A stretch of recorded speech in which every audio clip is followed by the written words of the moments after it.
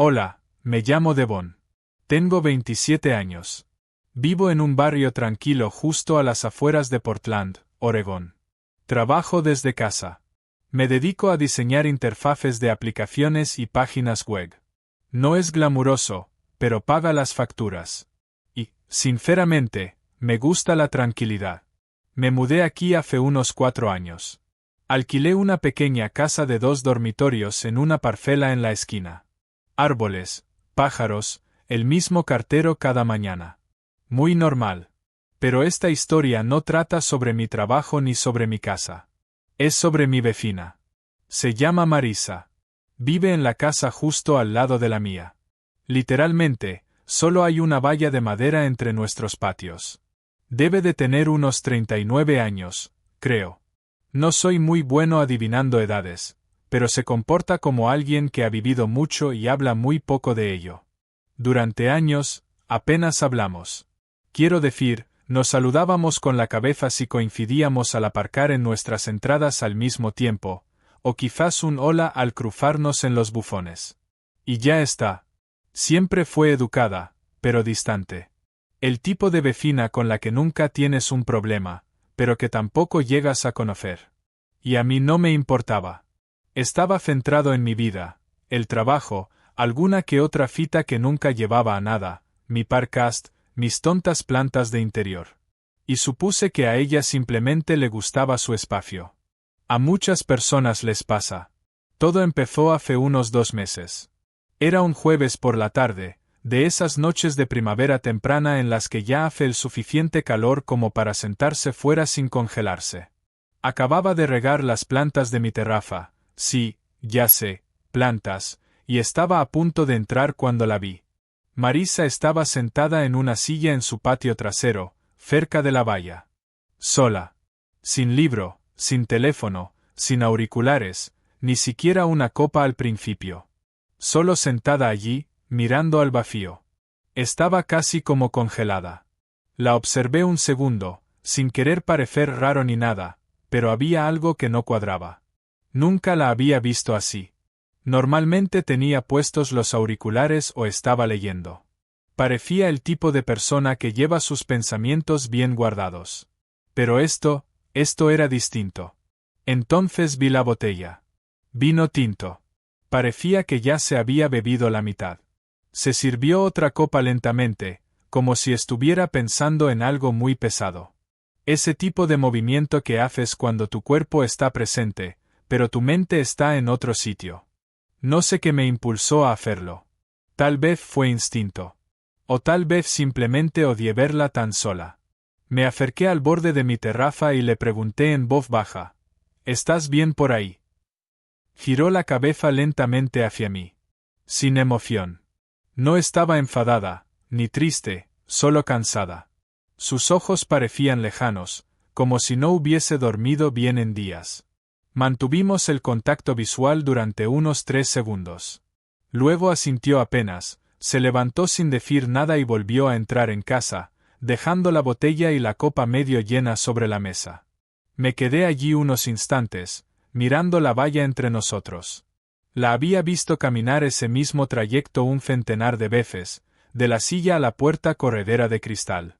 Pero esta vez fue diferente, como si hubiera espiado una vida que había malinterpretado por completo. Entré en casa, pero no podía dejar de pensar en ello. Algo en su forma de moverse, en el silencio, en el vino, en cómo me miró, se me quedó grabado. No estaba intentando sacar nada en claro. No era algo romántico ni nada por el estilo, era algo humano. Había algo triste en ello, algo no dicho. Al día siguiente pensé en acercarme a su casa, tocar la puerta y decirle: «Oye, espero que estés bien». Pero no lo hice. Me convencí de que sería raro. Ella no me debía nada. Yo solo era el vecino de al lado. Llegó el sábado. La vi sacar la basura y volver a entrar sin mirar hacia mi casa. El domingo, igual. Auriculares puestos, sudadera con capucha. Esa misma expresión distante. Pero esa noche de jueves, la imagen de ella sentada sola con el vino y la mirada perdida no se me quitaba de la cabeza. Y quizás fue en ese momento cuando me di cuenta de que llevaba 4 años viviendo al lado de alguien y no sabía absolutamente nada de ella. No de verdad. Aún no. Pasaron exactamente 5 noches desde aquella tarde en su patio. Recuerdo la hora porque acababa de pausar la serie que estaba viendo, una de detectives, de esas olvidables, y miré el reloj antes de ir a por un tentempié. Eran las 10:42. Ni siquiera había llegado a la cocina cuando oí los golpes. 3 toques suaves. No urgentes, no agresivos, pero tampoco casuales. Me quedé parado. Nadie llama a mi puerta tan tarde. Y no esperaba a nadie. Cuando abrí, tardé un segundo en profesar quién era. Marisa. De pie en mi puerta, con una sudadera gris, empapada por la lluvia. El pelo mojado pegado a la cara, sin maquillaje. Los ojos rojos, pero no de llorar, más bien de agotamiento. No dijo hola, ni intentó sonreír. Solo me miró y dijo con calma, siento molestarte. No sabía a quién más acudir. Esa frase me desconcertó por completo. Apenas nos conocíamos. No éramos amigos. Podría haber llamado a cualquiera. A una amiga, a un taxi, a lo que fuera. Pero estaba ahí, en mi puerta, en plena lluvia, por la noche. Luego añadió, mi padre está en el hospital. Ha tenido un derrame cerebral. Parpadeé, sin saber qué decir. ¿Quieres pasar? Ella asintió levemente. Y entró sin decir una palabra más. Se quedó de pie justo dentro de la puerta, goteando sobre la alfombrilla, con el móvil en una mano como si fuera su única conexión con el mundo. No temblaba, pero su cuerpo estaba tenso, como si cada músculo se mantuviera firme por pura costumbre. Le ofrecí una toalla y la cogió en silencio, se secó la cara y se echó el pelo hacia atrás. Me dijo que había recibido la llamada del hospital hacía unos 20 minutos. Su padre se había desplomado en casa, un vecino lo encontró y llamó al 112. Estaba vivo, pero inconsciente. El hospital estaba a media hora y no quería ir sola. Sé que es tarde. Es solo que, no podía subirme al coche. Simplemente caminé hasta aquí. Le dije que la llevaría. Sin dudarlo. Cogí las llaves, la chaqueta y salimos. La lluvia no había cesado. Era una llovizna constante y pesada que hacía que las calles brillaran como vidrio. Los limpiaparabrisas marcaban un ritmo lento que llenaba el silencio entre nosotros. Ella no habló mucho durante el trayecto, solo miraba por la ventana. De vez en cuando miraba el teléfono, pero no llegaban mensajes nuevos. Al cabo de un rato puse algo de música. Instrumental suave, solo como fondo. Ella miró la pantalla del salpicadero y dijo: «Eso es de La llegada, era Evil». Asentí.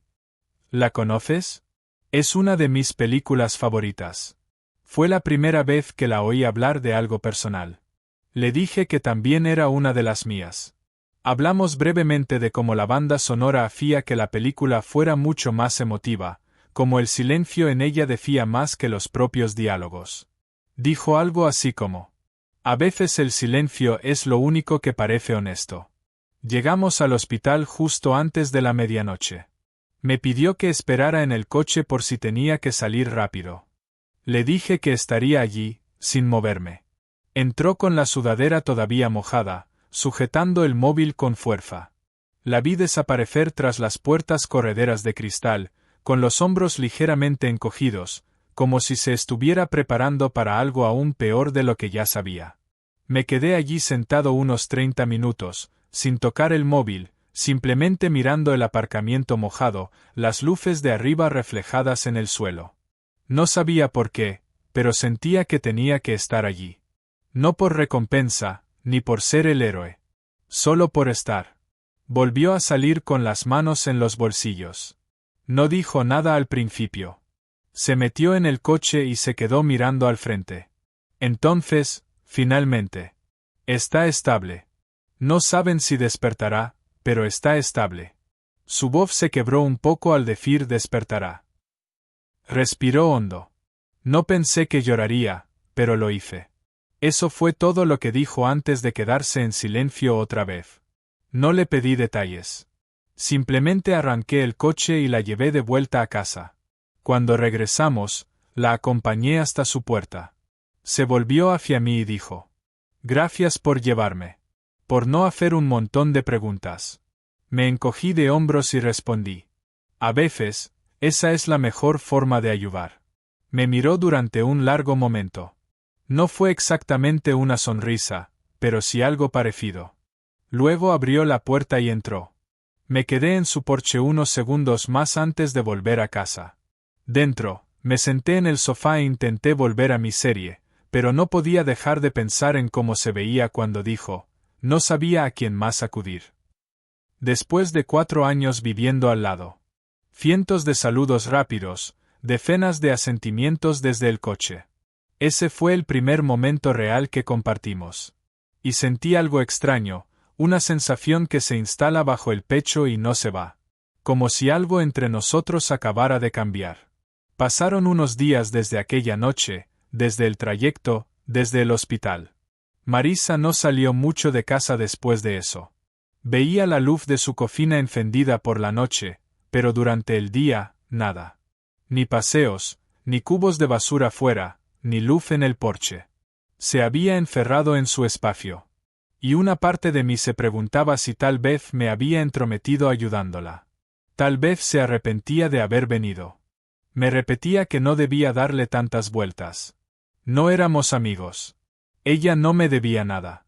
Pero mentiría si dijera que no sentía curiosidad. Y quizás algo más que curiosidad. Entonces, un miércoles por la tarde, estaba sacando una bolsa de basura al contenedor cuando oí crujir su puerta al abrirse. Me giré. Ella estaba de pie en el umbral. Pantalón de chándal, camiseta ancha, el pelo recogido, sin maquillaje. Aún tenía cara de cansancio, pero se la veía más despejada. Levantó una mano en un saludo silencioso y dijo: «Oye, ¿quieres pasar a tomar un café?» No dudé. Claro. Era la primera vez que entraba en su casa. Era cálida, y no solo por la temperatura. La luz era suave, natural. Había algunas velas encendidas en la cocina, a pesar de que era pleno día. Olfateaba a canela o clavo. Las paredes estaban llenas de libros, de tapa dura, de bolsillo, algunos visiblemente leídos, con los lomos agrietados. En la esquina del salón había un tocadiscos vintage con una pequeña pila de vinilos. Bowie, Johnny Mitchell, Sufjan Stevens. Recuerdo pensar: esto no encaja con la mujer callada que creía conocer. Nos sentamos en la pequeña mesa de la cocina. Nos sirvió café a los dos. Sin leche, sin azúcar. Fuerte y negro. Bebimos en silencio unos instantes. Entonces lo dijo, así, sin más. Solía venir aquí con mi marido. Golpeó la mesa suavemente con los dedos. Compramos esta casa juntos hace 7 años. Murió hace 5. Su voz era calmada, controlada. No intentaba dramatizarlo. Parecía más bien que estaba contando hechos. Parte de una historia que normalmente mantenía bien cerrada. Asentí sin decir nada, no insistí, y ella siguió hablando. Estuvieron casados solo 2 años cuando él falleció. Un infarto repentino. 36 años. Sin avisar. Volvió de un viaje de trabajo aquel fin de semana y lo encontró en la cocina. Tirado en el suelo. Los paramédicos dijeron que llevaba horas muerto. No supe qué decir. Aún no lo sé. No hay un guión para eso. Bebió otro sorbo de café. Dejé de hablar con mi padre después de aquello. Levanté la vista. Me llamó débil por no mantenerme firme. Soltó una risa breve, amarga. Me dijo que estaba avergonzando a la familia. Entonces se levantó y fue al salón. Cogió una vieja foto de una estantería. Me la tendió. Su padre. Postura rígida, uniforme militar, sin una sonrisa. Era un buen soldado. No un buen padre. Volvió a sentarse. Cuando le dije que no quería tener hijos, no después de perder a mi marido, me llamó egoísta. Dijo que lo lamentaría. Que ningún hombre querría a una mujer rota que no quería formar una familia. Miré la foto. Luego la miré a ella. Suena como un auténtico imbécil. Se me escapó antes de poder contenerme. Ella me miró, sorprendida, y luego rió. Una risa de verdad. Sí, lo era. Se recostó en la silla, cruzó los brazos. No quería soltarte todo esto encima. Solo que, hizo una pausa, no huiste cuando aparecí en tu puerta el otro día. La mayoría lo habría hecho. Negué con la cabeza. No fue algo de lo que huir. Hubo una larga pausa. Miró por la ventana. Su jardín se veía mojado por la lluvia de aquella mañana. Algunos petirrojos picoteaban el césped. Antes pensaba que el silencio era fortaleza, dijo. Que guardarse las cosas te hacía más fuerte. Pero últimamente empiezo a pensar que solo me hace sentir más sola. Esa frase se me quedó grabada. No hablamos mucho después de eso. Solo nos quedamos sentados. Ese tipo de silencio que no es incómodo, solo está. Antes de irme, la ayudé a bajar una caja de libros al sótano. Me dio las gracias.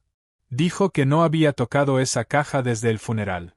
En la puerta, me giré y pregunté: ¿estás bien? Ella me miró a los ojos. Hoy, creo que sí. Esa noche, ya en casa, no puse ninguna serie. No toqué el móvil. Solo me senté pensando en su voz al decir eso. En cuántas veces la había visto, saludado con la cabeza, y jamás le había preguntado quién era de verdad. Llevaba 4 años viviendo al lado de Marisa. Y en una sola tarde, supe más de ella que en todos esos años juntos. No fue ningún gran giro del destino. No nos abrazamos. No coqueteamos. No nos convertimos, de repente, en mejores amigos. Pero algo se abrió. Una puerta entre nosotros que antes no existía. Y supe que si alguna vez me volvía a invitar, iría sin pensarlo. Era extraño cómo algo tan ordinario podía empezar a sentirse distinto tan rápido. Una semana después de aquella conversación en su cocina, recibí un mensaje de un número desconocido mientras terminaba una llamada con un cliente. Era corto. He preparado té. Si no estás ocupado, el patio está abierto. Sin emojis, sin florituras de puntuación. Muy de su estilo, directa, minimalista, sin adornos. Cogí una chaqueta y fui sin pensarlo. Su patio no era gran cosa. Una mesa de madera envejecida, un par de sillas desparejadas, y unos mafeteros que no parecían haber recibido mucha atención últimamente. Pero el aire olía a hierbas frescas. Había una vela encendida en el centro de la mesa, de esas gruesas que probablemente vienen de una tienda local, no de un supermercado. Ella ya estaba sentada cuando crucé la verja. «Hola», dijo. Su voz era más suave de lo habitual. Asentí y me senté frente a ella. Sirvió el té de una tetera de cristal. Manzanilla. Sin azúcar, sin limón. Solo caliente y limpio. No nos lanzamos directamente a conversaciones profundas. No era su estilo, y yo nunca intenté forzarlo. Hablamos del tiempo. De su planta de albahaca que se negaba a crecer ese año. De mi intento fallido de montar un escritorio de pie. Pero en los momentos de silencio entre sorbos, algo cambió. Empezó a abrirse, poco a poco, pero sin reservas. Como si no necesitara protegerse en ese espacio. Como si la valla entre nuestras casas ya no importara. Me habló del jardín. Todo esto lo plantó él, dijo, haciendo un gesto hacia los parterres. Solíamos sentarnos aquí todos los sábados. Él bebía café malo. Yo tomaba té. Y discutíamos sobre música. Sonrió. Pero era una sonrisa pesada, como un recuerdo que se sostiene con cuidado. Era un jardinero terrible, añadió, riendo. Pero le encantaba intentarlo. Ese arbusto de romero. Se sentó encima por accidente una vez y mató toda la planta. Aún le echo la bronca cuando salgo aquí. Se quedó en silencio después de eso. No dije nada. Solo la escuché. No necesitaba consuelo, solo espacio. Y entonces dijo algo que me hizo incorporarme ligeramente. ¿Sabes? Pensaba que sería una de esas mujeres que se casan otra vez rápido. Como en los libros. Lloran, se curan, y luego vuelven a enamorarse. Pero yo simplemente, paré. Miró su taza de té. Se quedó un segundo en silencio antes de continuar. La gente dice que el tiempo lo cura todo, pero no te cuentan que también te hace olvidar lo que se siente estar cerca de alguien. Con el tiempo, empiezas a pensar que tal vez ya no te toca volver a sentirlo. Quise decir algo. Cualquier cosa que fuera sincera. Lo único que me salió fue: creo que la cercanía no desaparece. Solo cambia de forma. Se esconde. Ella me miró entonces. ¿De verdad? Sí. No eres como la mayoría de la gente que conozco. Probablemente sea algo bueno, dije, sonriendo. Ella volvió a reír. Esa misma risa natural y sin filtros de la otra vez. Me pilló desprevenido. No porque fuera ruidosa o rara, sino porque sonaba viva. Después de eso hubo silencio. Pero era ese tipo de silencio en el que te acomodas, no el que quieres romper. Se levantó y volvió con 2 copas de vino tinto. No te emociones, dijo. Es del gasolinera. Perfecto, respondí. Chocamos las copas suavemente. Esa noche hablamos más que en todas las semanas anteriores juntas. Nada dramático, solo cosas reales. Le conté sobre mi última relación, cómo se deshizo, no con una pelea, sino con silencio. Cómo pasé meses fingiendo que todo estaba bien solo para evitar el momento en que dejaría de estarlo. Ella me habló de su mudanza a Oregón, de cómo estuvo a punto de vender la casa después de la muerte de su marido, pero decidió quedarse porque aún no estaba lista para dejar atrás los recuerdos. Todo el mundo te dice que sigas adelante, dijo, pero nadie te dice hacia dónde exactamente. A medida que oscurecía, sin quererlo, fuimos entrando en temas más profundos. Ella me preguntó si alguna vez me sentía solo trabajando desde casa. Yo le pregunté si alguna vez se sentía invisible en su propio vecindario. Dijo que sí. Y yo también. En un momento, noté que había acercado un poco su silla a la mía. Nada evidente, solo lo justo para cerrar la distancia entre vecinos y personas que se miran de verdad. Y entonces llegó el momento que probablemente nunca olvide. Me miró, dejó su copa en la mesa y dijo: ¿Sabes qué es curioso? Has vivido ahí durante 4 años y yo pensaba que solo eras un tío con auriculares. Levanté una ceja. Y tú eras la mujer de los paquetes de Amazon y el gato que nunca aparecía. Ni siquiera tengo gato. Exacto. Nos reímos los dos. Luego dijo en voz baja: Me gusta esto de hablar. Había olvidado lo que se sentía. Asentí. A mí también. No nos tocamos. No coqueteamos. No había música dramática de fondo.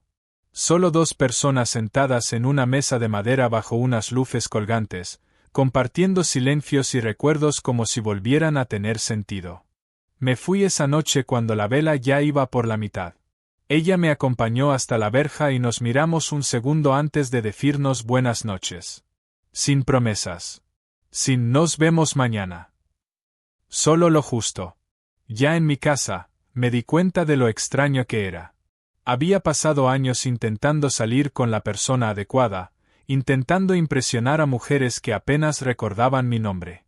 Y ahora estaba pensando en una mujer silenciosa y en duelo que vivía al lado, que servía vino de gasolinera y reía como si no lo hubiera hecho en años. Y me parecía más real que nada de lo que había tenido en mucho tiempo. Era sábado por la mañana, temprano. El cielo estaba nublado y la calle, en silencio. No había niños en bici, ni corredores, ni siquiera el sonido de cortacéspedes. Solo esa clase de calma que te hace sentir que el día aún no ha empezado. Estaba sentado en mi escritorio, terminando un diseño para un cliente. El café medio templado a un lado, el correo abierto, música suave de fondo. Entonces lo oí. 3 golpes suaves en la puerta. Miré la hora. 7:13 de la mañana. Sabía que era ella antes de abrir. Marisa estaba ahí. Aún con la ropa de la noche anterior, vaqueros, un jersey, el pelo recogido en una trenza suelta. Pero había algo distinto. Su rostro estaba pálido, casi sin expresión. Y en las manos sostenía un sobre marrón. No esperó a que dijera nada. Mi padre ha muerto esta mañana, dijo. No lloró. No se inmutó. Lo dijo como un hecho que aún no había asimilado. Abrí la puerta de par en par. Pasa. Entró y se sentó en el borde del sofá, aún sujetando el sobre. Fue sobre las 4:30 de la mañana, dijo. Anoche dijeron que estaba estable. Dijeron que no hacía falta que fuera. Y luego llamaron otra vez 2 horas después. Me senté frente a ella. Esperé. No despertó. Nunca llegué a decirle nada. No de verdad. Pero fui la semana pasada. Me senté con él 1 hora. Le dije que le perdonaba. Que no le odiaba. Me tendió el sobre. Dudé. ¿Qué es? Pregunté. Sus cosas, dijo. Documentos. Su DNI, una foto de mi madre y una carta dirigida a mí. No la he abierto todavía. Volvió a apoyarlo en su regazo. No estoy preparada. Asentí. No insistí. Nos quedamos en silencio un rato, de ese que pesa, no que incomoda. Entonces dijo. No sé por qué he venido aquí. No quería estar sola, pero tampoco quería estar con nadie más. Me levanté, preparé café fresco para los dos, volví y le tendí una taza. La cogió, envolviendo la taza con las manos como si intentara calentar algo por dentro. ¿Quieres que te lleve al hospital más tarde? Pregunté. Negó con la cabeza. Ya he firmado todo. Lo van a mantener en cámara frigorífica hasta el lunes. Yo haré los trámites entonces. Haré los arreglos entonces, dijo. Se la veía agotada, pero lúcida. Como si su mente ya estuviera 5 pasos por delante, pensando en todo lo que tenía que hacer a continuación. Pero entonces me sorprendió. Necesito alejarme de aquí unos días, dijo. Solo un par. Estaba pensando en ir a la costa. Cannon Beach o quizá Manzanita. Volví a asentir. Suena como una buena idea. Tomó un sorbo de café. ¿Vendrías conmigo? La miré, buscando en su rostro algún indicio de duda o doble intención, pero estaba firme, tranquila. No tienes que hacerlo. No estoy pidiendo nada dramático. Solo, siento que quiero compartir esta parte de mi vida con alguien que no conociera a mi padre. Alguien que no arrastre todo ese peso. Había algo tan honesto en la forma en que lo dijo. Sin fingimientos, sin romanticismo entre líneas. Solo una petición sencilla, que estuviera presente. Le dije que sí. Esa misma tarde, cogimos mi coche y nos fuimos hacia el oeste. Sin grandes planes, sin equipaje. Solo 2 personas con ropa cómoda y ojos cansados. El mar estaba gris cuando llegamos, y el viento era fuerte, pero sentaba bien. Como ese tipo de aire que expulsa la pena de tus pulmones, aunque solo sea el tiempo justo para que puedas volver a respirar. Nos quedamos 2 noches. Caminamos por la playa, comimos bocadillos horribles de gasolinera, dormimos en habitaciones separadas en un pequeño motel de carretera con suelos que crujían y colchas con estampado floral. No hablamos mucho sobre su padre. Tampoco sobre su marido. En su lugar, hablamos de películas, de la infancia, de la primera vez que condujo un coche, de aquella vez que me despidieron de mi primer trabajo por enviar por error una caja de botellas de agua al estado equivocado. Ella rió. No fue una risa fuerte, ni fingida. Fue real. La segunda noche, me entregó la carta de su padre. Dijo que estaba lista para leerla, pero que no quería hacerlo sola. Así que nos sentamos en el borde de la cama del motel y la abrió. La carta era breve. Una disculpa sin detalles, un arrepentimiento sin excusas. Solo decía. No sabía cómo ser padre. Te quería. Simplemente no sabía cómo demostrarlo. Cuando terminó de leerla, la dobló con cuidado, la metió de nuevo en el sobre y apoyó la cabeza en mi hombro. Nos quedamos así mucho rato. Cuando volvimos al vecindario, algo entre nosotros había cambiado. No de forma dramática, como en el final de una película, sino de forma sutil, con los pies en la tierra. Había confianza ahora. Confianza real. No solo cafés compartidos o saludos al pasar. Empezó a invitarme más a menudo. A veces solo para sentarnos en el porche. A veces para cenar. Yo la ayudé a limpiar el sótano. Ella me ayudó a replantar algunas hierbas que se me estaban muriendo en el jardín. Una tarde, me preguntó si podía ayudarla a arreglar la valla entre nuestras casas. Le dije que sí. Mientras trabajábamos, bromeó. Es curioso que estemos arreglando una valla que ya no necesitamos. Sonreí. Sí, estaba pensando lo mismo. No nos convertimos en pareja. No oficialmente. No hubo un gran beso. Ni declaraciones de amor. Pero hubo algo mejor. Una compañía tranquila, auténtica. Meses después, compré una pequeña casa a 2 manzanas de la suya. Ella me ayudó con la mudanza. Seguimos viéndonos todo el tiempo. Cenas, café, largos paseos sin mirar el móvil. A veces la gente pregunta cómo nos conocimos. Normalmente solo digo. Fue mi vecina durante años, pero no la conocí de verdad hasta aquel día. Y lo digo en serio. Porque es la verdad.